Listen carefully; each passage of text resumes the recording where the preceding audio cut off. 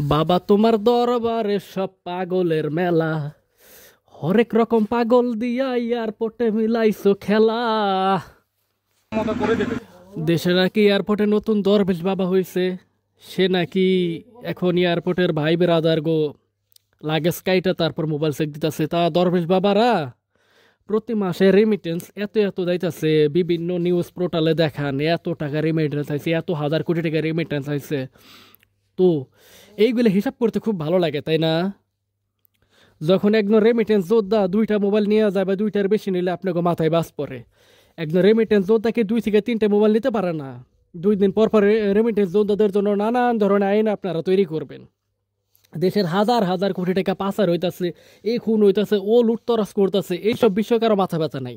যেই রেমিটেন্স যোদ্ধারা 2টার জায়গায় 3টা মোবাইল নিতেছে আপনাকে মাথা গরম হয়ে যায়, তাই না? মানে রেমিটেন্স খাইতে খুব ভালো লাগে, কিন্তু রেমিটেন্স যোদ্ধাদের ভালো লাগে না। এই নিয়মটা বন্ধ করেন, অতি দ্রুত বন্ধ করেন।